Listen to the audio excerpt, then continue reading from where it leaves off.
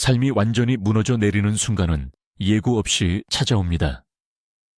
때로는 가장 평범하고 지루한 일상 속에서 전혀 예상하지 못한 방식으로 우리를 덮치곤 하죠. 10년이라는 긴 세월 동안 굳게 믿어왔던 사랑과 헌신이 한순간에 산산조각 날 때 인간은 과연 그 절망을 어떻게 견뎌낼 수 있을까요?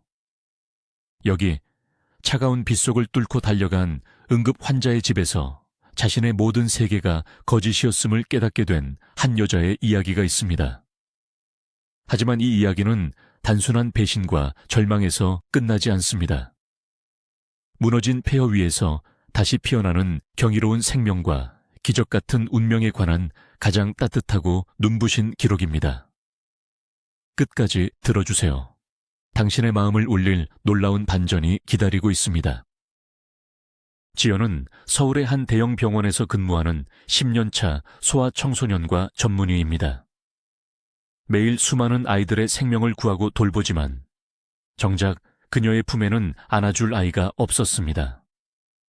남편 민준과 결혼한 지 10년이 넘었지만 두 사람 사이에는 아이가 생기지 않았기 때문입니다. 지연은 오랜 시간 동안 혹독한 난임 치료를 견뎌냈고 민준 역시 여러 검사를 받았지만 결과는 언제나 절망적이었습니다. 물류 스타트업을 운영하며 사업을 크게 키운 민준은 잦은 지방 출장과 해외 바이어 미팅으로 집을 비우는 날이 많았습니다. 일주일에 절반 이상을 부산이나 후쿠오카 등지에서 보내는 남편을 기다리며 지연은 텅 빈 넓은 아파트에서 홀로 외로움을 삼켜야 했습니다. 아이라도 있었다면 이 거대한 고독을 견딜 수 있었을지도 모릅니다.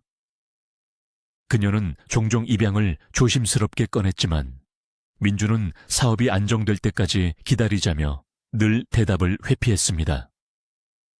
지연은 아이를 갖지 못하는 원인이 온전히 자신에게 있다고 굳게 믿으며 바쁜 남편을 이해하고 묵묵히 헌신하는 것이 아내로서의 도리라고 생각하며 살아왔습니다. 유난히 춥고 비바람이 거세게 몰아치던 11월의 늦은 밤이었습니다. 서울 도심을 가로지르는 도로 위로 차가운 겨울비가 날카롭게 쏟아져 내리고 있었습니다. 병원 응급실의 공기는 언제나처럼 소독약 냄새와 사람들의 다급한 숨소리로 가득 차 있었습니다. 지연은 원래 오늘 비번이었지만 갑작스러운 고열로 쓰러진 동료 의사를 대신해 당직을 서고 있었습니다. 어차피 남편 민주는 중요한 해외 바이어와의 계약건으로 일본 후쿠오카로 출장을 떠난 상태였습니다. 불 꺼진 차가운 아파트에 혼자 들어가 외롭게 밤을 지새우느니 차라리 병원에서 아이들을 돌보는 편이 그녀의 마음을 덜 시리게 했습니다. 그때 응급구조대의 다급한 무전이 울렸습니다. 강남구 청담동의 한 고급 아파트 단지에서 5살 여자아이가 심한 고열과 호흡 곤란을 일으키고 있다는 호출이었습니다. 단순한 급성 폐렴일 수도 있었지만 소아의 호흡 곤란은 언제나 최악의 상황을 염두에 두어야 하는 위험한 징후였습니다. 지연은 피로에 찌든 눈을 강하게 비비며 자리에서 일어났습니다. 그녀는 곁에 있던 간호사에게 엠부백과 기관 삽관 장비가 제대로 챙겨졌는지 거듭 확인하며 구급차에 올라탔습니다. 빗물에 젖은 구급차에 차가운 금속벽에 등을 기대고 앉은 지연은 깊은 한숨을 내쉬었습니다. 창밖으로 빠르게 스쳐 지나가는 화려한 서울의 넌사인들이 빗물에 번져 붉고 푸른 눈물 자국처럼 보였습니다. 구급차의 날카로운 사이렌 소리가 빗소리를 찢으며 어두운 밤거리로 울려 퍼졌습니다. 흔들리는 구급차 안에서 지연은 문득 주머니 속에 있는 휴대전화를 만지작거렸습니다. 마지막으로 확인했을 때 민준에게서는 아무런 메시지도 와 있지 않았습니다. 지금쯤이면 후쿠오카의 호텔에서 비즈니스 파트너들과 술잔을 기울이고 있을 시간이었습니다. 그가 사업을 핑계로 집을 비우는 날이 많아질수록 지연의 마음속에는 설명하기 힘든 거대한 공허함이 자리 잡고 있었습니다. 젊고 유능한 남편, 남들이 부러워할 만한 경제적 여유, 그리고 사회적으로 존경받는 의사라는 직업까지. 겉보기에는 완벽한 삶이었지만 그녀의 내면은 서서히 말라가고 있었습니다. 특히 밤이 되면 그 고독감은 더욱 짙어졌습니다. 그녀는 자신의 뱃속에 생명을 품지 못한다는 깊은 죄책감에 시달렸습니다. 난임 클리닉에 차가운 진료대에 누워 수없이 많은 주사 바늘을 견뎌내던 날들, 화장실에 주저앉아 한 줄이 그어진 임신 테스트기를 보며 소리 죽여 오열하던 밤들이 주마등처럼 스쳐 지나갔습니다. 민주는 언제나 덤덤했습니다. 아이가 없으면 우리 둘이 더 행복하게 살면 된다고, 너무 스트레스 받지 말라고 위로하곤 했습니다. 지연은 그럴 때마다 남편의 깊은 배려에 감사하면서도 한편으로는 묘한 거리감을 느꼈습니다. 구급차가 급격히 우회전을 하며 덜컹거리자 지연은 상념에서 깨어나 창밖을 바라보았습니다. 빗방울이 차창을 거세게 때리고 있었습니다. 그녀는 차가운 두 손을 마주 잡으며 스스로를 다독였습니다. 오늘 밤은 감상에 젖을 시간이 아니었습니다. 그녀의 손길을 간절히 기다리고 있는 아픈 아이가 있었습니다. 구급차는 강남구 청담동의 가장 웅장하고 호화로운 주상복합 아파트 정문 앞에 요란한 마찰음을 내며 멈춰 섰습니다. 육중한 대리석으로 장식된 로비는 한밤중임에도 대낮처럼 환하게 불을 밝히고 있었습니다. 지연은 비에 젖어 무거워진 의료 가방을 어깨에 메고 빠른 걸음으로 로비로 뛰어 들어갔습니다. 바닥에 고인 빗물 때문에 구두굽이 미끄러질 뻔했지만 그녀는 아랑곳하지 않고 승강기 버튼을 연타했습니다.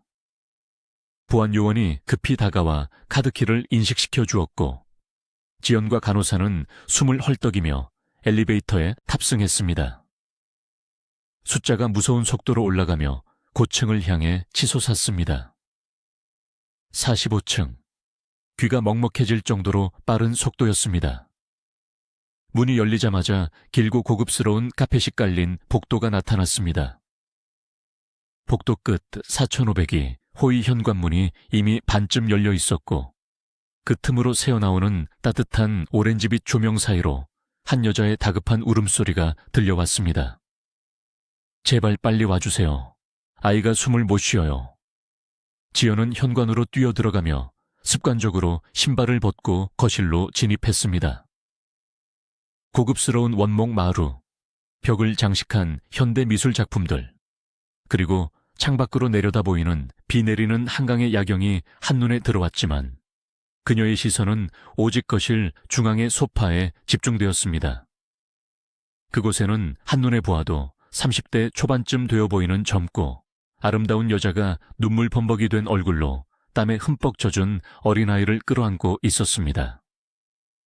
지연은 즉시 의사로서의 본능적인 스위치를 켰습니다.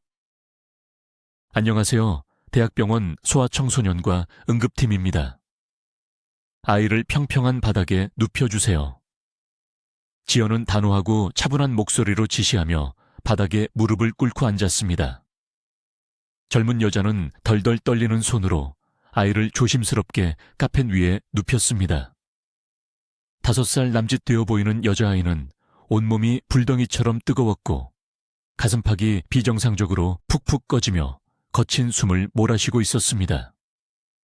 청색증이 오고 있어요. 산소 포화도가 떨어지고 있습니다. 지연은 즉시 청진기를 귀에 꽂고 아이의 작은 가슴에 차가운 금속면을 가져다 댔습니다. 그르렁거리는 마찰음이 폐 깊은 곳에서부터 들려왔습니다. 급성 세기관지염이 심해져 폐렴으로 번진 양상이었습니다. 아이가 며칠 전부터 기침을 했나요? 지연이 묻자 아이 엄마는 얼굴을 감싸쥐며 흐느꼈습니다. 일주일 전부터 감기 기운이 있어서 동네 소아과 약을 먹였는데 어제부터 갑자기 열이 안 떨어지고 오늘은 숨쉬기조차 힘들어해요. 지연은 고개를 끄덕이며 간호사에게 산소 마스크를 준비하라고 손짓했습니다. 어머니, 너무 당황하지 마세요. 아이의 기도를 확보하고 바로 병원으로 이송할 겁니다. 그 전에 아이가 최근에 복용한 약물 기록과 다녔던 병원의 진료 기록지, 아기 수첩이 필요합니다. 지연의 빠르고 정확한 조치에 여자는 조금 안정을 찾은 듯 고개를 끄덕였습니다. 아기 수첩이요? 잠시만요. 그게 안방 침대 위에 있을 텐데. 여자는 당황한 기색으로 허둥대며 안방 쪽을 향해 다급하게 소리쳤습니다. 여보, 오빠, 혜운이 진료 기록지 좀 빨리 가져다 줘. 그 여자의 다급한 외침이 거실의 높은 천장을 때리고 울려 퍼지는 순간 안방에 굳게 닫혀있던 육중한 방문이 조심스럽게 열렸습니다. 덜컥 하는 문고리 돌아가는 소리가 지연의 귓가에 유난히 크게 증폭되어 들렸습니다. 지연은 아이의 입에 작은 산소 마스크를 씌워주며 서류를 받기 위해 무의식적으로 고개를 돌려 안방 쪽을 바라보았습니다. 그리고 그 찰나의 순간 지연의 심장이 흉곽 안에서 그대로 멈춰버린 것 같은 기이한 착각에 빠졌습니다. 문턱을 넘어 걸어 나오는 남자의 형상. 회색 트레이닝 바지에 구겨진 하얀색 면 티셔츠를 입고 머리에 까치집을 지은 채 한 손에 분홍색 아기 수첩을 들고 나오는 남자. 익숙한 걸음걸이, 익숙한 어깨선, 그리고 평생을 봐왔던 그 얼굴. 그것은 일본 후쿠오카의 고급 호텔에서 비즈니스 미팅을 하고 있어야 할 그녀의 남편 민준이었습니다. 지연은 숨을 쉬는 방법조차 잊어버린 사람처럼 그 자리에 돌처럼 굳어버렸습니다. 시간이 완전히 멈춘 듯한 진공 상태가 그녀의 주변을 감쌌습니다. 민준 역시 거실 한가운데 무릎을 꿇고 있는 하얀 가운을 입은 여자가 자신의 아내 지연이라는 사실을 깨닫는 데는 그리 오랜 시간이 걸리지 않았습니다. 민준의 눈동자가 지진이라도 난 것처럼 미친 듯이 흔들렸고 그가 들고 있던 분홍색 아기 수첩이 힘 풀린 소나귀에서 빠져나와 쿵소리를 내며 원목 바닥으로 떨어졌습니다. 그 둔탁한 소리만이 이 끔찍한 침묵을 채우고 있었습니다. 지연의 머릿속은 마치 거대한 폭탄이 터진 것처럼 하얗게 타버렸습니다. 이해할 수 없는 정보들이 뇌세포를 거칠게 찢어놓고 있었습니다. 남편이 왜 이곳에 있는가? 왜 저 젊은 여자는 그를 여보라고 불렀는가? 혜운이라는 저 아이는 도대체 누구인가? 수많은 질문들이 날카로운 파편이 되어 지연의 가슴을 난도질했습니다. 아이 엄마인 수아는 남편의 안색이 창백하게 질려 얼어붙은 이유를 전혀 모른 채 바닥에 떨어진 수첩을 주어 지연에게 다가왔습니다. 선생님, 여기 기록지 있어요. 이 약들을 먹였거든요. 수아의 가늘고 떨리는 목소리가 지연의 귓가에 닿았지만 그 소리는 마치 깊은 물속에서 들려오는 것처럼 아득하고 웅웅거렸습니다. 지연은 자신의 손이 극심하게 떨리는 것을 막기 위해 허벅지를 강하게 움켜쥐었습니다. 입술을 집게물자 비릿한 피맛이 혀끝에 감돌았습니다. 그녀는 10년차 전문의였습니다. 그녀 앞에는 당장 산소가 부족해 죽어가는 5살짜리 생명이 있었습니다.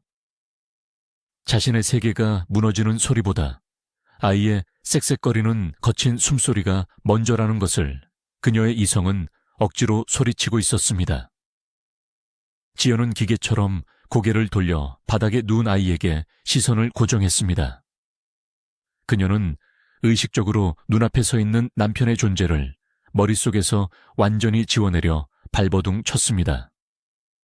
떨리는 손을 간신히 진정시키며 수첩을 받아든 지연은 처방된 약물의 성분을 빠르게 눈으로 스캔했습니다. 글씨가 눈물에 번진 것처럼 흐릿하게 보였지만 그녀는 초인적인 정신력으로 눈에 힘을 주었습니다. 기존에 복용하던 약물에 항생제 내성이 생긴 것 같습니다. 기관지가 극도로 부어올라 자가 호흡이 위험한 상태입니다. 즉시 저희 병원 응급 중환자실로 이송해야 합니다. 지연의 입에서 흘러나오는 목소리는 마치 기계음처럼 차갑고 건조했습니다. 그녀는 철저하게 훈련된 의료인으로서만 말하고 행동했습니다. 수아는 그 말을 듣자마자 무릎이 꺾이며 바닥에 주저앉아 오열하기 시작했습니다. 우리 혜운이 어떡해? 여보, 우리 혜운이 잘못되면 어떡해? 수아가 민준의 다리를 끌어안으며 절규했습니다.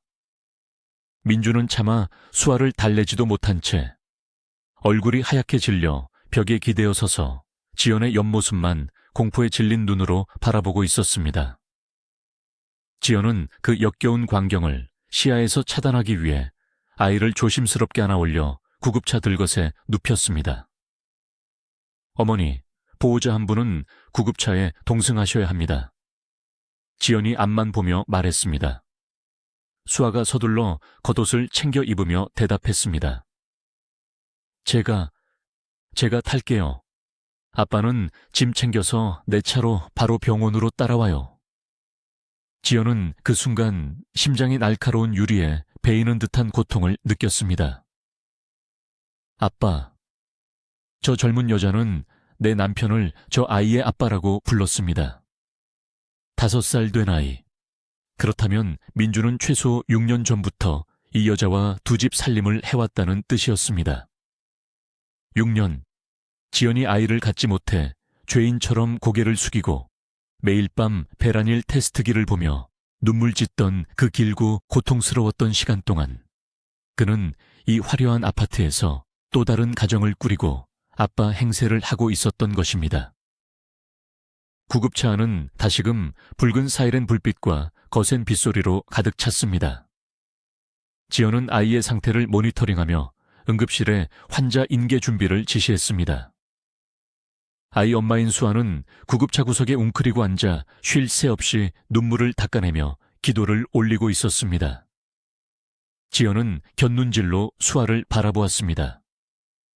희고 고운 피부, 가냘픈 체구, 앳된 얼굴. 그녀는 아무것도 모르는 순진한 얼굴을 하고 있었습니다. 민준이 유부남이라는 사실을 알고 시작한 관계일까? 아니면 이 여자 역시 철저하게 속아 넘어간 피해자일까? 그러나 지연에게 지금 그런 것은 중요하지 않았습니다.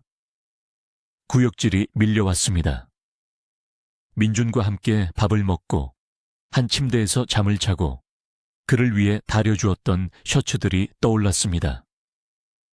그가 피곤하다며 어깨를 주물러 달라고 했을 때 그 피로가 해외 출장 때문이 아니라 두 집 살림의 고단함 때문이었다는 사실을 깨닫자 온몸의 피가 차갑게 식어내리는 것 같았습니다. 병원 응급실에 도착하자마자 미리 대기하고 있던 소아 집중치료팀이 아이를 인계받아 처치실로 뛰어갔습니다. 지연은 들것을 넘겨주고 나서야 비로소 무너져 내릴 것 같은 다리를 이끌고 비상계단으로 향했습니다. 차가운 시멘트 계단에 주저앉은 그녀는 입을 틀어막았습니다. 짐승 같은 울음소리가 터져 나올 것만 같아 양손으로 자신의 입술을 피가 나도록 꾹 눌렀습니다.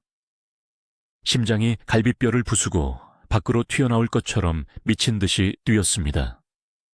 10년, 나의 청춘, 나의 사랑, 나의 헌신. 모든 것이 이토록 완벽하고 철저하게 농락당했다는 사실에 숨을 쉴 수가 없었습니다. 동이 터올 무렵 비는 그쳤지만 하늘은 여전히 낯빛으로 무겁게 가라앉아 있었습니다. 당직교대 시간이 지나고 지연은 마치 영혼이 빠져나간 빈 껍데기처럼 병원 문을 나섰습니다. 밤새 응급실 대기실에서 서성거리던 민준의 모습을 멀리서 보았지만 지연은 그쪽으로 시선조차 주지 않은 채 병원 뒷문을 통해 빠져나왔습니다. 택시를 타고 도착한 그녀의 집은 언제나처럼 완벽하게 정돈되어 있었고 무서울 정도로 고요했습니다. 현관문을 열고 들어서자 거실 한편에 놓인 커다란 결혼기념일 사진이 눈에 들어왔습니다. 하얀 웨딩드레스를 입고 수줍게 웃고 있는 과거의 자신과 그 옆에서 듬직하게 미소 짓고 있는 민준. 지연은 구두를 벗을 생각도 하지 못한 채 비틀거리며 거실 한가운데로 걸어갔습니다. 탁자 위에는 시어머니가 귀한 거라며 선물해 주었던 비싼 청자 화병이 놓여 있었습니다. 지연은 그 화병을 멍하니 바라보다가 갑자기 두 손으로 화병을 거칠게 집어들었습니다. 이 쓰레기 같은 새끼. 평생 단 한 번도 입 밖으로 내뱉어 본 적 없는 험악한 욕설이 핏기 없는 입술 사이로 터져 나왔습니다. 쨍그랑. 지연은 온 힘을 다해 화병을 대리석 바닥으로 내동댕이 쳤습니다.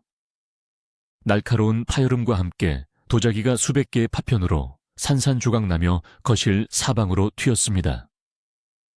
그것으로도 분이 풀리지 않은 지연은 소파 위에 쿠션을 집어던지고 탁자 위의 책들을 모조리 쓸어버렸습니다. 미친 사람처럼 거실을 난장판으로 만들며 비명을 질러댔습니다. 그녀의 목구멍에서 찢어지는 듯한 짐승의 절규가 터져 나왔습니다. 거친 폭풍이 지나간 후에 폐허처럼 난장판이 된 것을 한가운데에 주저앉아 지연은 멍하니 허공을 응시했습니다. 얼마나 시간이 흘렀을까. 바닥에 흩어진 파편에 베인 손바닥에서 붉은 피가 배어나와 하얀 카펫을 적시고 있었지만 고통조차 느껴지지 않았습니다. 그때 현관문의 도어락 소리가 요란하게 울리더니 문이 벌컥 열렸습니다. 거친 숨을 몰아쉬며 민준이 뛰어 들어왔습니다. 넥타이는 풀어 헤쳐져 있었고 눈은 붉게 충혈되어 있었습니다. 그는 엉망진창이 된 거실과 바닥에 주저앉아 피를 흘리는 지연을 보고 멈칫했습니다. 지연아. 민준이 기어들어가는 목소리로 부르며 다가오려 하자 지연이 바닥에 떨어진 날카로운 도자기 파편을 집어들며 소리쳤습니다. 다가오지 마. 내 몸에 손대면 죽어버릴 거야. 그녀의 목소리는 서늘하게 갈라져 있었습니다. 민준은 그 자리에 무릎을 꿇었습니다. 제발, 지연아, 내 말 좀 들어봐. 내가 다 설명할게. 오해하지 마. 맹세코 너를 버리려고 했던 건 아니야. 그 구차하고 비겁한 목소리가 지연의 귓가에 닿자 그녀는 헛웃음을 터뜨렸습니다. 오해? 버리려던 게 아니라고? 6년이야. 그 아이가 5살이더라. 내가 당신 애를 못 가져서 죄인처럼 고개 숙이고 시댁 눈치 보며 매일 밤 울 때 당신은 그 집에서 아빠 노릇을 하고 있었어. 그게 오해라고. 지연의 눈에서 굵은 눈물이 주체할 수 없이 쏟아져 내렸습니다. 분노와 배신감, 그리고 스스로에 대한 지독한 연민이 뒤섞인 눈물이었습니다. 민주는 얼굴을 감싸쥐며 어깨를 들썩였습니다. 미안해. 정말 미안해. 처음엔 그냥 잠깐의 실수였어. 당신이 임신 스트레스로 너무 예민해져 있을 때 사업 핑계로 술을 마시다가 우연히 수아를 만났어. 끊어내려고 했는데 수아가 임신을 해버렸어. 나도 어떻게 해야 할지 몰랐어. 혜은이가 태어나는 걸 보니 모른 척할 수가 없었어. 당신한테 상처 주고 싶지 않아서 말 못한 거야. 이혼할 생각은 추호도 없었어. 맹세해. 민준의 변명은 들으면 들을수록 역겨웠습니다. 상처를 주고 싶지 않아서 6년 동안 두 집 살림을 해. 차라리 그때 나한테 애를 못 낳아서 싫다고 버렸으면 내가 이렇게 비참하지는 않았을 거야. 당신은 나를 철저하게 기만하고 바보로 만들었어. 그쪽 여자도 알고 있어. 당신이 유부남이라는 거? 지연의 날카로운 질문에 민주는 고개를 푹 숙였습니다. 알아. 처음부터 알았어. 내가 당신이 아파서 이혼은 당장 못한다고 조금만 기다려 달라고 했어. 그 말을 듣는 순간 지연의 눈빛이 차갑게 얼어붙었습니다. 병든 아내, 불쌍한 여자. 그들은 화려한 아파트에서 지연을 동정하고 조롱하며 자신들만의 행복한 가족놀이를 즐기고 있었던 것입니다.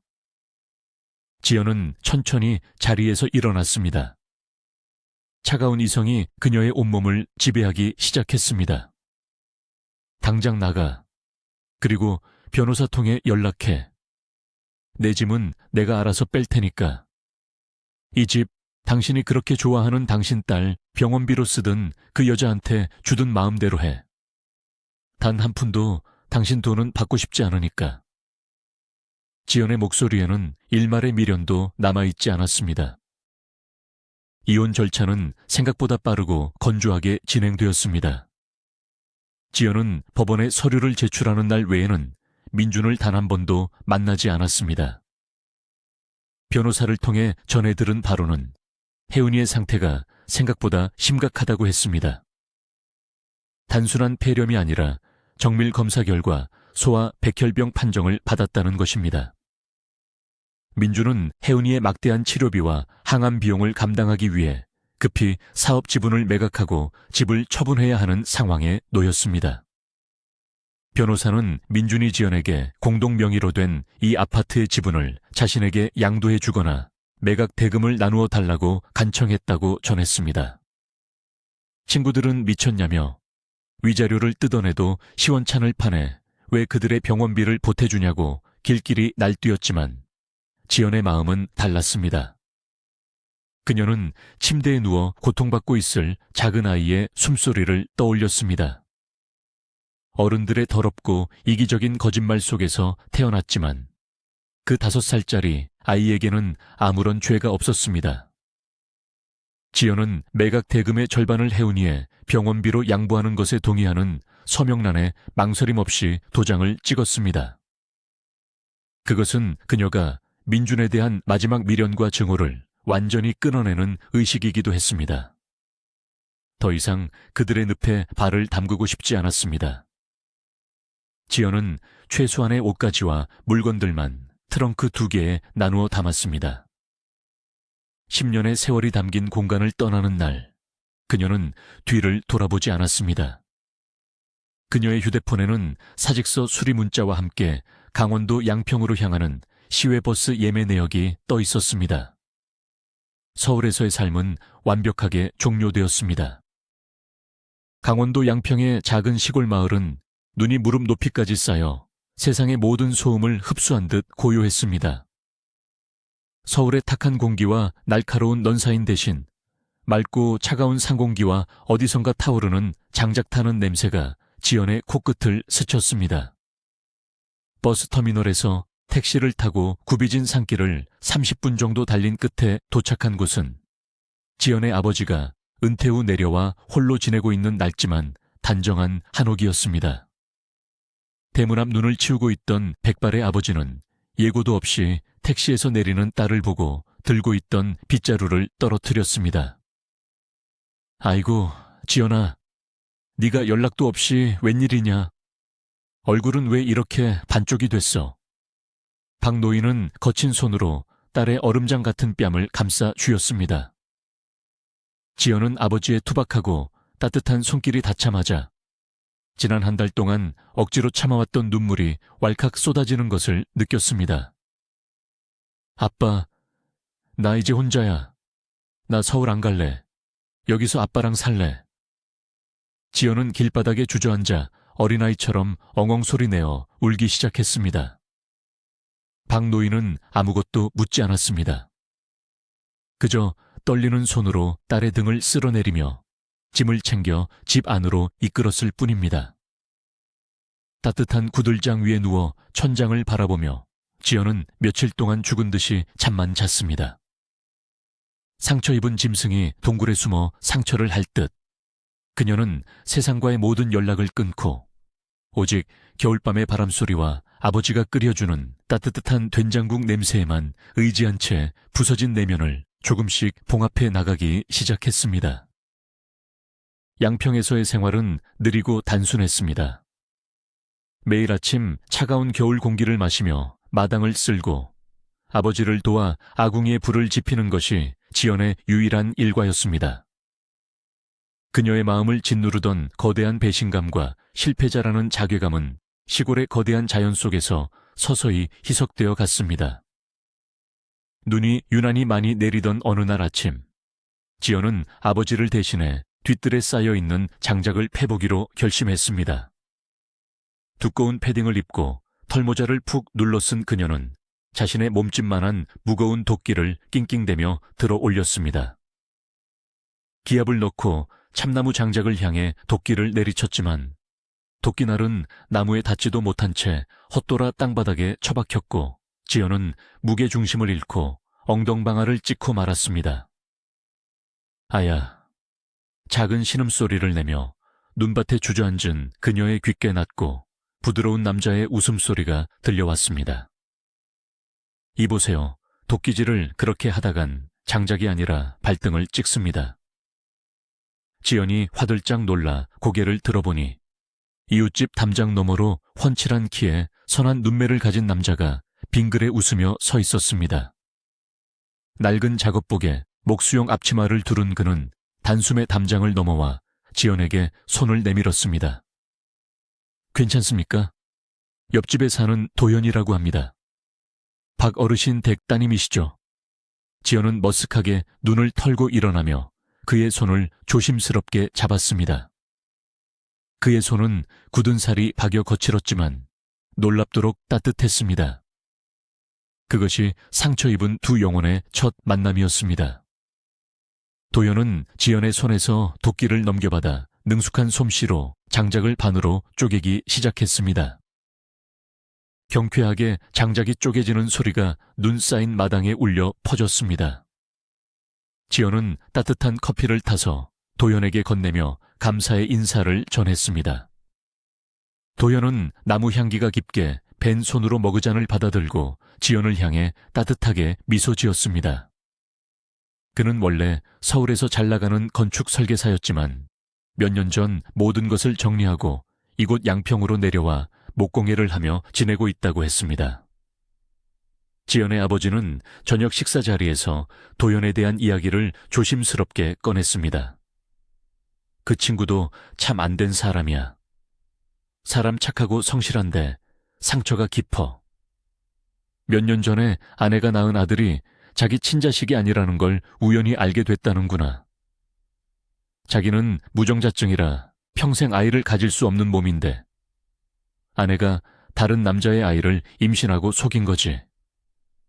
결국 이혼하고 충격에 빠져서 이 시골로 도망치듯 내려온 거야. 아버지의 담담한 설명을 듣는 순간 지연의 심장이 덜컥 내려앉았습니다.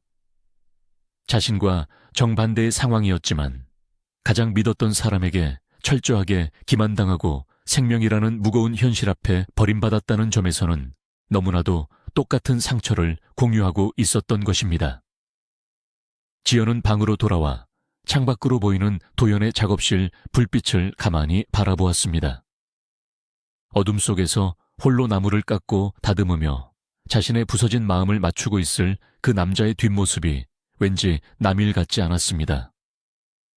자신은 아이를 낳을 수 없어 버림받은 여자였고 그는 아이를 낳을 수 없어 배신당한 남자였습니다.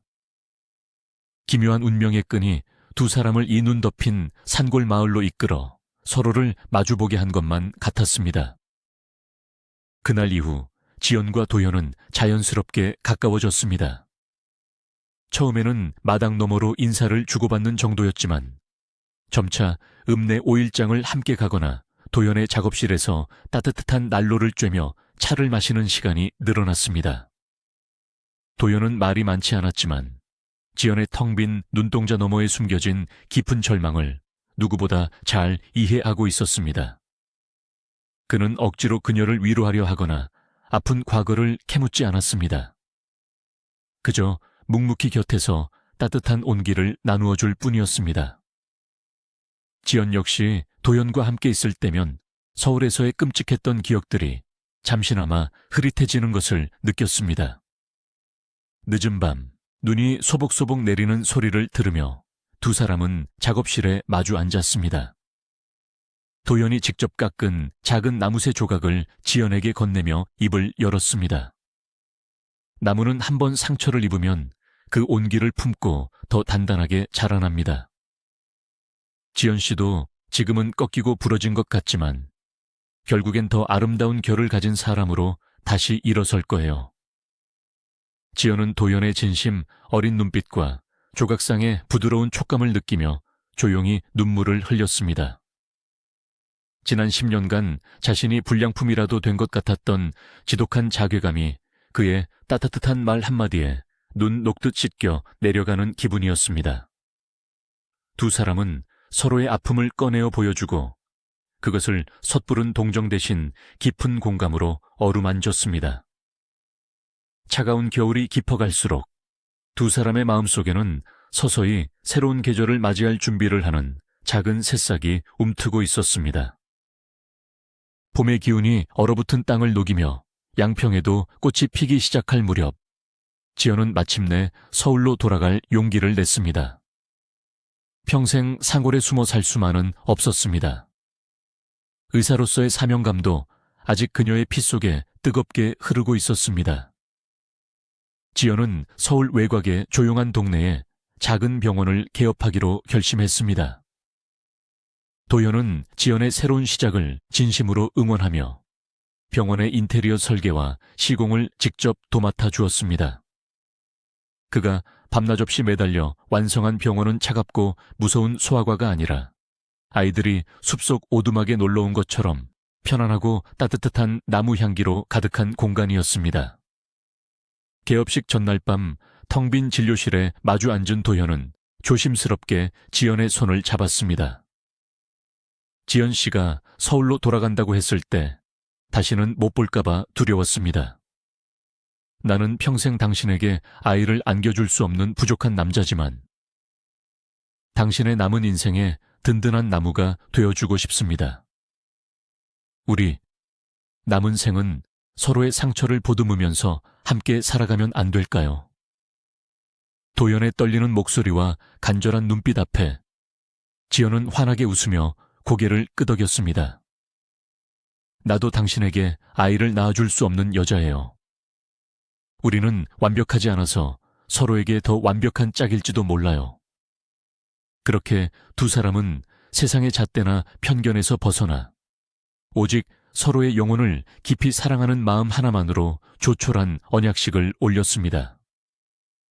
과거의 상처가 남긴 흉터는 여전히 남아있었지만 이제 그 흉터는 두 사람이 함께 손을 잡고 나아갈 수 있는 훈장이 되었습니다. 지연과 도연의 신혼생활은 평온하고 따뜻했습니다. 지연의 병원은 따뜻한 진료 덕분에 동네에서 금세 입소문을 탔고 도연 역시 서울 외곽에 새로운 목공방을 열어 자신만의 작품 활동에 매진했습니다. 두 사람은 주말이면 양평으로 내려가 아버지를 모시고 텃밭을 가꾸거나 거실에 마주 앉아 책을 읽으며 소박한 행복을 누렸습니다. 하지만 지연이 진료실에서 천사처럼 웃는 아이들을 돌볼 때마다 그녀의 마음 한구석에는 여전히 지울 수 없는 작은 아쉬움이 남아있었습니다. 어느 날 밤 지연은 잠자리에 누워 도연의 가슴에 얼굴을 묻고 조심스럽게 입을 열었습니다. 여보, 나 요즘 입양기관을 알아보고 있어요. 우리처럼 상처받고 버려진 아이에게 우리가 따뜻한 울타리가 되어주면 어떨까 해서요. 도연은 잠시 침묵하더니 지연의 머리카락을 부드럽게 쓸어 넘기며 대답했습니다. 당신이 원한다면 나는 100번이고 1000번이고 찬성해요. 나도 당신과 함께 우리 아이의 손을 잡고 공원을 걷고 싶었으니까요. 다음 날부터 두 사람은 입양 절차를 밟기 위해 백방으로 뛰어다녔습니다. 서류 심사, 재산 증명, 양육 환경 조사, 심리검사 등 길고 까다로운 과정이 기다리고 있었지만 두 사람은 단 한 번도 지치거나 포기하지 않았습니다. 마침내 1년이라는 긴 기다림 끝에 미혼모 시설에서 보호받고 있던 생후 8개월 된 작은 남자아이 시우가 두 사람의 품으로 오게 되었습니다. 시우를 처음 품에 안던 날, 지연과 도연은 세상을 모두 얻은 것처럼 소리내어 울었습니다. 시우가 가족이 된 후 그들의 집은 단 하루도 조용할 날이 없었습니다. 아이의 맑은 웃음소리와 서툰 발걸음이 집안 곳곳을 채웠고 지연과 도연은 부모라는 새로운 이름표를 달고 서툴지만 벅찬 하루하루를 보냈습니다. 시우는 놀라울 정도로 맑고 밝은 아이로 자라났습니다. 도연은 작업실에서 나무로 만든 기차와 블록을 만들어 주었고, 지연은 매일 밤 시우를 품에 안고 따뜻한 동화책을 읽어 주었습니다. 피가 섞이지 않았다는 사실은 그들에게 아무런 장애물이 되지 않았습니다. 상처 입은 세 사람이 모여 만들어낸 연대는 세상 어떤 핏줄보다 강하고 견고했습니다. 가끔 지연은 민준과 겪었던 과거에 참혹했던 기억이 아득한 전생의 일처럼 느껴지곤 했습니다.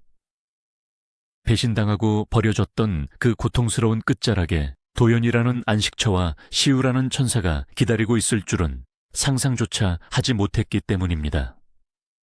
행복이란 때로는 가장 처참한 절망의 가면을 쓰고 찾아온다는 것을 그녀는 온몸으로 깨닫고 있었습니다. 그렇게 평범하지만 눈부신 일상이 흘러 시우가 어느덧 4살이 되던 해의 가을이었습니다. 병원 진료를 마치고 퇴근하던 지연은 최근 들어 부쩍 몸이 무거워지고 극심한 피로감이 몰려오는 것을 느꼈습니다. 처음에는 환절기 과로 탓이려니 넘겼지만 식욕이 완전히 사라지고 아침마다 속이 메스꺼워 화장실을 들락거리는 날들이 반복되었습니다. 거울 속에 비친 자신의 창백한 얼굴을 보며 지연은 가슴 한구석이 서늘해지는 것을 느꼈습니다. 어머니가 돌아가시기 직전의 모습이 떠올랐습니다. 지연의 어머니 역시 젊은 나이에 위암 판정을 받고 급격한 체중 감소와 구토 증세에 시달리다 세상을 떠났습니다. 나에게도 그 무서운 병마가 찾아온 것일까?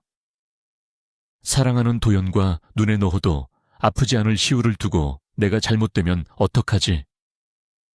지연의 마음속에 거대한 공포의 먹구름이 몰려왔습니다. 그녀는 도연에게 차마 사실을 말하지 못한 채 대학병원 동기인 소화기내과 전문의 친구 민영을 몰래 찾아갔습니다. 민영아, 나 요새 몸이 너무 안 좋아. 엄마가 아프셨을 때랑 증상이 똑같아. 혹시 몰라서 위내시경이랑 복부씨, 티, 혈액검사까지 싹 다 받고 싶어. 지연의 파리한 얼굴을 본 민영은 걱정스러운 표정으로 즉각 응급검사를 진행해 주었습니다. 검사 결과를 기다리는 몇 시간 동안 지연은 병원 복도 의자에 앉아 손톱을 물어뜯으며 수백 번 기도를 올렸습니다. 제발, 제발 아이가 성인이 될 때까지만이라도 살게 해주세요. 마침내 검사 결과가 나왔다며 진료실로 들어오라는 호출이 울렸습니다. 지연은 사형 선고를 들으러 가는 죄수처럼 무거운 발걸음을 이끌고 진료실 문을 열었습니다. 모니터의 차트를 뚫어지게 쳐다보던 민영은 지연이 들어오자마자 믿을 수 없다는 듯이 입을 떡 벌리고 그녀를 쳐다보았습니다. 지연아, 너 지금 장난해? 네가 의사 맞냐? 어떻게 이걸 모를 수가 있어?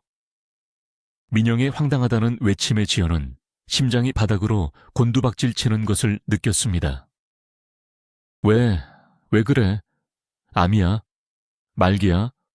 수술 못해? 지연이 사색이 되어 더듬거리자 민영은 어이없다는 듯이 헛웃음을 치며 모니터 화면을 지연 쪽으로 휙 돌렸습니다. 야, 이 기집애야. 무슨 암은암이야. 너 임신 8주차야. 여기 초음파 화면에 콩닥거리는 심장 소리 안 보여? 민영의 사자우 같은 외침이 진료실을 쩌렁쩌렁 울렸습니다. 지연은 자신의 귀를 의심하며 멍하니 모니터 화면을 바라보았습니다. 흑백의 초음파 화면 한가운데 아주 작은 점 같은 무언가가 규칙적으로 빠르게 뛰고 있었습니다. 쿵, 쿵, 쿵. 그것은 분명 새로운 생명의 박동이었습니다. 지연은 다리에 힘이 풀려 그대로 의자에 주저앉았습니다. 그럴 리가 없어. 나 난임 판정받았잖아. 도연 씨도 무정자증이라고 했는데 이게 의학적으로 가능한 일이야? 지연이 넋이 나간 채 묻자 민영은 눈물을 글썽이며 지연의 손을 꽉 잡았습니다. 의학적으로 확률이 0%는 아니야. 극히 희박할 뿐이지. 스트레스나 환경적 요인이 사라지고 마음이 편안해지면 기적처럼 호르몬 체계가 회복되는 경우가 논문에도 종종 보고되거든. 지연아, 이건 기적이야. 하늘이 너한테 주신 완벽한 기적이라고. 지연은 그제야 현실을 자각했습니다. 내 뱃속에 아이가 있다. 나와 도연 씨를 닮은 진짜 우리의 생명이 자라고 있다. 그녀는 초음파 화면을 부여잡고 소리내어 오열하기 시작했습니다. 슬픔의 눈물이 아닌 생애 가장 벅차고 경이로운 환희의 눈물이었습니다. 그날 저녁, 지연은 떨리는 손으로 초음파 사진을 쥐고 집으로 돌아왔습니다. 거실에서는 도연이 시우를 무릎에 앉히고 블록놀이를 하며 환하게 웃고 있었습니다. 여보, 왔어요. 오늘 안색이 왜 그래요? 어디 아파요? 도연이 다급히 다가와 지연의 임에 손을 얹으려 하자 지연은 말없이 그의 품에 왈칵 안겼습니다. 그리고 품속에서 꼬깃꼬깃해진 초음파 사진을 꺼내어 그의 손에 쥐어주었습니다. 이게 뭡니까? 도연이 어리둥절한 표정으로 사진을 들여다보았습니다. 여보, 나 아픈 게 아니었어요. 우리한테 기적이 찾아왔대요. 나 임신 8주래요. 지연의 떨리는 고백에 도연의 시간은 그대로 멈춰버렸습니다. 그는 초음파 사진과 지연의 얼굴을 번갈아 보며 숨을 쉬는 것조차 잊어버린 사람처럼 굳어 있었습니다. 정말 이게 우리 아이입니까? 내가 아빠가 되는 겁니까? 도연의 굵은 눈에서 뜨거운 눈물이 폭포수처럼 쏟아져 내렸습니다. 그는 지연을 강하게 끌어안으며 소리내어 울부짖었습니다. 평생 아이를 품어보지 못할 거라 자책하며 살아왔던 두 사람의 억눌린 슬픔과 한이 그 뜨거운 눈물 속에서 완전히 씻겨 내려갔습니다. 영문도 모르는 시우가 다가와 엄마 아빠 왜 우냐며 작은 손으로 그들의 눈물을 닦아주었습니다. 도연은 시우를 함께 끌어안으며 속삭였습니다. 시우야, 너한테 예쁜 동생이 생겼어. 하늘이 우리 가족한테 주신 최고의 선물이야. 세 사람은 거실 바닥에 앉아 오랫동안 서로의 천을 나누며 엉엉 울었습니다. 이듬해 봄 병원 마당에 벚꽃이 흩날리던 눈부신 날에 지연은 예쁜 딸 지아를 건강하게 출산했습니다. 수술실 밖에서 탯줄을 자르며 엉엉 우는 도연의 모습은 병원 사람들에게 오랫동안 회자될 정도였습니다. 시우는 틈만 나면 동생의 침대 옆에 꼭 붙어 서서 젖병을 물려주겠다며 오빠 노릇을 톡톡히 해냈습니다. 피가 섞인 아이와 가슴으로 낳은 아이. 세상의 시선으로는 다를지 몰라도 지연과 도연에게 두 아이는 똑같이 목숨과도 바꿀 수 없는 소중하고 완벽한 보물이었습니다. 가끔 지연은 지아를 품에 안고 젖을 물리며 거실 창밖을 내다보았습니다. 먼 길을 돌아 여기까지 왔습니다. 참혹했던 배신, 모든 것이 무너졌던 폭풍의 밤, 그리고 낯선 시골 마을에서의 도피까지. 돌이켜보면 그 모든 고통과 절망의 시간들은 결국 지금의 완벽한 가족을 만나기 위해 반드시 거쳐야만 했던 운명의 징검다리였습니다. 거짓된 사랑에 묶여 자신을 잃어갔던 10년의 세월은 헛되지 않았습니다. 그 아픔이 있었기에 진정한 사랑의 가치를 깨달을 수 있었고 상처받은 영혼을 품을 수 있는 넓은 가슴을 가질 수 있었으니까요. 주말을 맞아 시골에서 올라오신 박노이는 거실 바닥을 기어다니는 지아와 깨르르 웃으며 뛰어노는 시우를 보며 흐뭇한 미소를 지었습니다. 내 딸이 이렇게 활짝 웃고 사는 걸 보니 이제 죽어도 여한이 없다. 아버지의 따뜻한 말에 지연은 도연의 손을 깍지 껴잡으며 행복하게 웃었습니다. 네 가족의 웃음소리가 봄바람을 타고 따뜻한 집안을 가득 채우고 있었습니다. 그로부터 다시 5년이라는 세월이 훌쩍 흘렀습니다. 시우는 어엿한 초등학생이 되어 의젓하게 학교 생활을 하고 있었고 지아는 엄마를 쏙 빼닮은 예쁜 미소로 온 동네의 사랑을 독차지하는 마을 관량이로 자라났습니다. 지연의 병원은 이제 지역에서 가장 믿음직한 소아과로 자리 잡았고, 도연의 목공방 역시 친환경 수제 가구로 큰 성공을 거두었습니다. 바쁜 일상 속에서도 내 가족은 매년 겨울이 되면 어김없이 양평의 할아버지 댁으로 내려가 눈밭을 뒹굴며 함께 시간을 보냈습니다. 며칠 전 지연은 우연히 동기 의사인 민영으로부터 전 남편 민준에 대한 소식을 건너 들었습니다. 혜은이의 백혈병은 결국 재발했고 수아는 기나긴 간병에 지쳐 아이를 버려둔 채 다른 남자와 떠났다는 이야기였습니다. 민준은 홀로 병든 아이를 돌보며 파산 상태에 이르러 일용직을 전전하고 있다고 했습니다. 그 소식을 전해 들었을 때 지연의 마음에는 놀라울 정도로 아무런 파동이 일지 않았습니다. 통쾌한 복수심이나 비릿한 동정심조차 남아있지 않았습니다. 그저 불쌍한 그 작은 아이가 고통 속에서 홀로 외롭지 않기를 바라는 소아과 의사로서의 담담한 연민만이 스쳐 지나갈 뿐이었습니다. 그녀는 과거의 상처가 자신을 더 이상 올가매지 못한다는 사실을 깨달았습니다. 그녀의 앞에는 남편이 정성스럽게 깎아 만든 나무 식탁이 있었고 그 위에는 가족들이 함께 먹을 따뜻한 저녁찌개가 보글보글 끓고 있었습니다.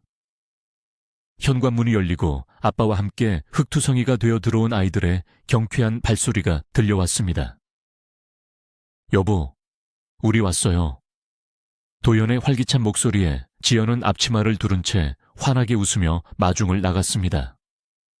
시우가 직접 주운 솔방울을 내밀며 엄마에게 자랑했고 지아는 도연의 목마를 탄 채 까르르 웃고 있었습니다. 지연은 두 아이의 임에 번갈아 입을 맞추고 남편의 따뜻한 손을 마주 잡았습니다. 창밖으로는 차가운 겨울비가 내리고 있었지만 지연의 마음속은 그 어느 때보다 포근하고 단단한 봄날이었습니다. 그녀는 식탁에 둘러앉아 맛있게 밥을 먹는 가족들의 얼굴을 하나하나 눈에 담으며 조용히 속삭였습니다. 고마워, 내 인생에 찾아와 줘서. 삶이 아무리 우리를 잔인하게 내동댕이 치더라도 결코 사랑하기를 포기하지 않는다면 운명은 기어코 기적이라는 이름의 선물을 안겨준다는 것을 그녀는 온 존재를 다해 믿게 되었습니다. 절망의 끄트머리에서 발견한 이 눈부신 행복은 그녀가 흘렸던 수많은 눈물과 상처가 만들어낸 가장 아름다운 결실이었습니다. 식사를 마친 후 지연과 도연은 아이들을 재우고 거실 창가에 나란히 앉아 따뜻한 차를 마셨습니다. 도연이 지연의 어깨를 감싸 안으며 뺨을 비비적거렸습니다. 당신을 처음 만났던 그 눈 내리던 날, 당신이 내 도끼질을 비웃지 않아서 다행입니다. 도연의 짓궂은 농담에 지연은 맑은 웃음을 터뜨렸습니다. 그날 엉덩방아를 찧었던 건 나였잖아요. 두 사람의 조용한 웃음소리가 빗소리와 섞여 아름다운 화음을 만들어냈습니다.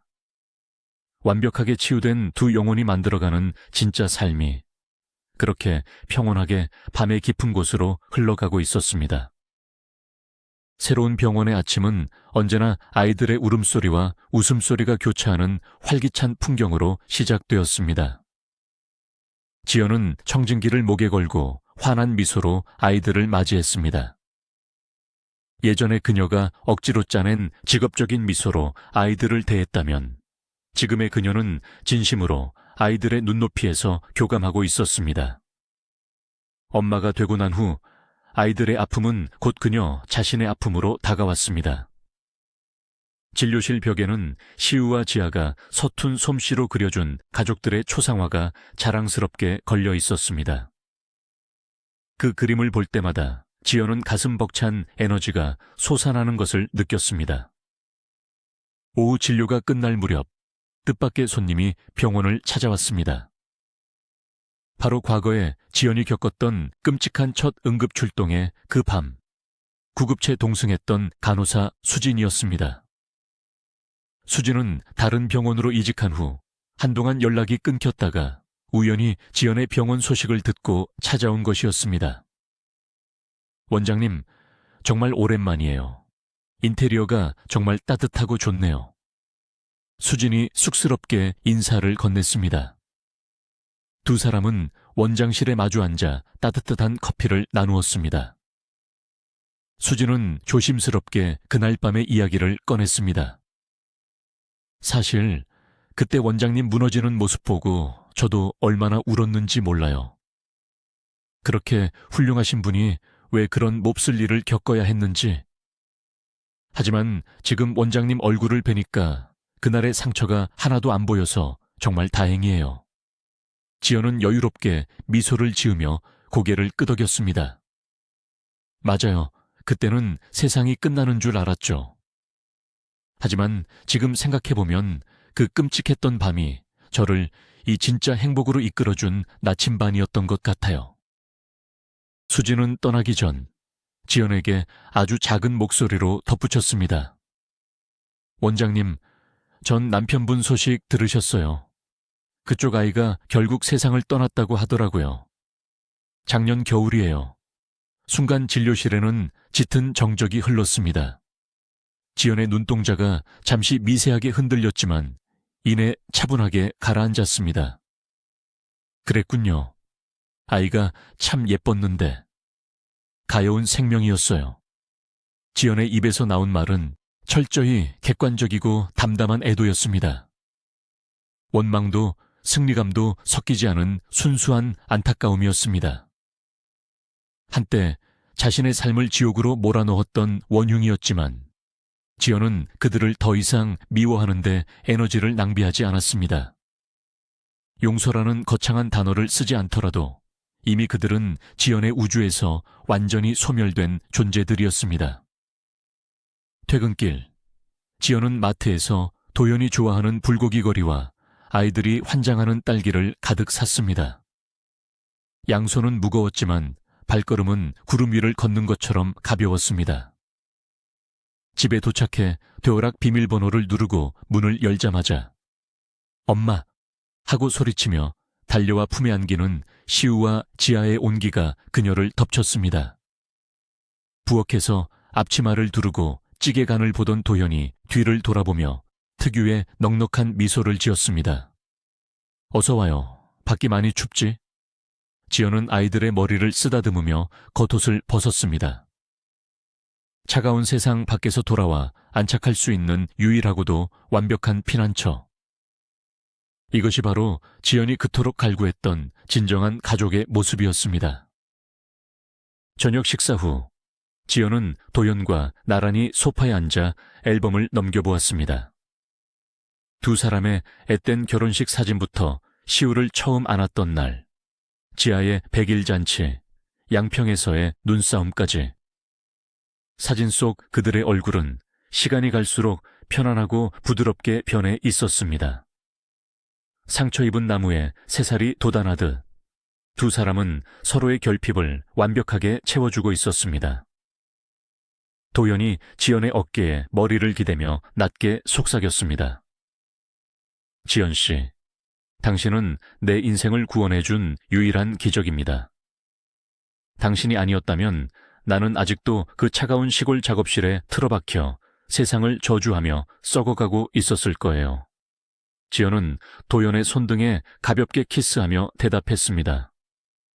나야말로 당신과 시우를 만나지 못했다면 내 안의 텅 빈 공간을 결코 채우지 못했을 거예요. 우리는 서로가 서로를 살린 거예요. 두 사람의 눈빛이 허공에서 얽히며 깊은 신뢰와 사랑을 주고받았습니다. 더 이상 그들에게 불임이라는 단어나 배신이라는 꼬리표는 중요하지 않았습니다.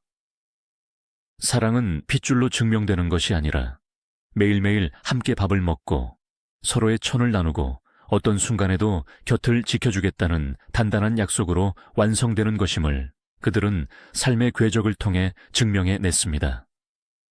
창밖으로는 평화로운 달빛이 비치고 있었고 아이들 방에서는 고른 숨소리가 새어나왔습니다.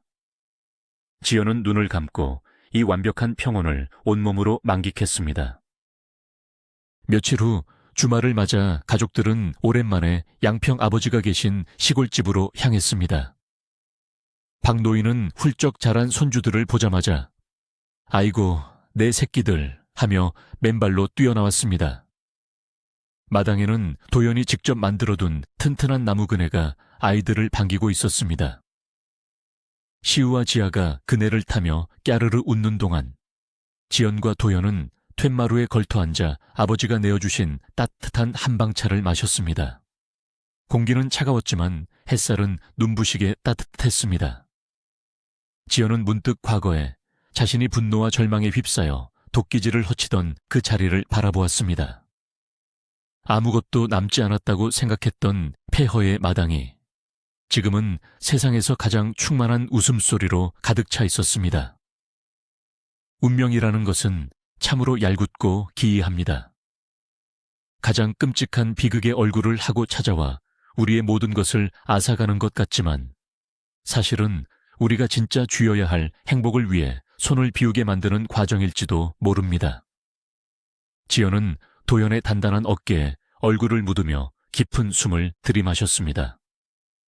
나무 타는 냄새, 시원한 상공기, 그리고 사랑하는 가족의 채취. 이것만으로도 남은 생을 살아갈 이유는 충분하고도 넘쳤습니다. 아버지가 텃밭에서 갓단 싱싱한 상추를 흔들어 보이며 소리쳤습니다. 오늘 저녁은 마당에서 고기 굽자꾸나. 도연이 벌떡 일어나며 네, 장인어른. 불은 제가 피우겠습니다. 하고 활기차게 대답했습니다.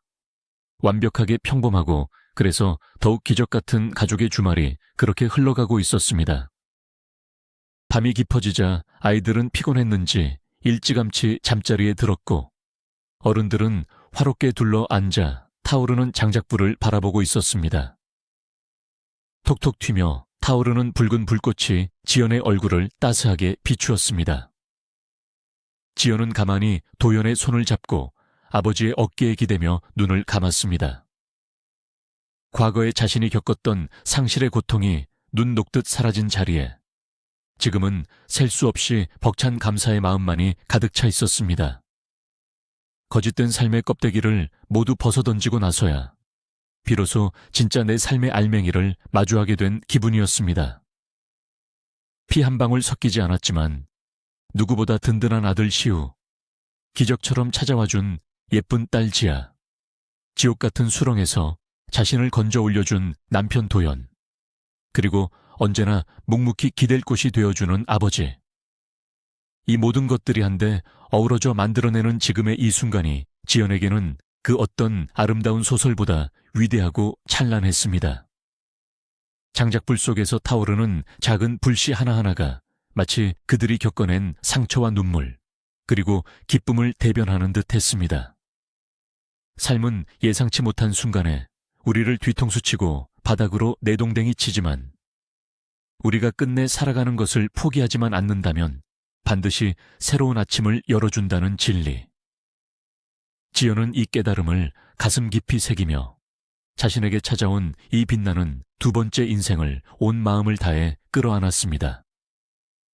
차가운 바람이 불어왔지만 화롯가의 온기와 서로 맞잡은 두 손의 천 덕분에 그들의 겨울밤은 그 어느 때보다 포근하고 눈부셨습니다. 가장 믿었던 사람에게 겪은 처참한 배신, 그리고 영원히 엄마가 될 수 없을 거라는 깊은 절망. 지연의 삶은 걷잡을 수 없는 나락으로 떨어지는 듯 했지만 끝이 보이지 않던 어둠의 터널 끝에는 결국 진짜 운명이 기다리고 있었습니다. 상처받은 영혼들이 서로를 안아주며 피보다 진한 가족을 만들어내고 0%의 확률을 뚫고 기적처럼 새로운 생명이 찾아온 이 놀라운 이야기는 우리에게 깊은 울림을 줍니다. 아무리 삶이 우리를 벼랑 끝으로 몰아세워도 사랑하고 연대하는 마음만 잃지 않는다면 반드시 새로운 기적이 우리를 찾아온다는 사실을 말이죠. 오늘 여러분의 마음에는 어떤 불씨가 타오르고 있나요? 절망 속에 계시다면 지연의 이야기가 작은 위로와 희망이 되었기를 진심으로 바랍니다. 여러분의 삶에도 예기치 못한 따뜻한 기적이 찾아오길 응원합니다. 오늘 들려드린 감동적인 운명의 이야기가 마음에 와닿으셨다면 꼭 구독과 좋아요를 눌러주세요. 여러분은 인생에서 가장 바닥이라고 느꼈던 순간을 어떻게 극복하셨나요? 댓글로 여러분의 소중한 경험을 들려주세요. 다음에도 가슴을 적시는 따뜻한 이야기로 찾아오겠습니다. 감사합니다.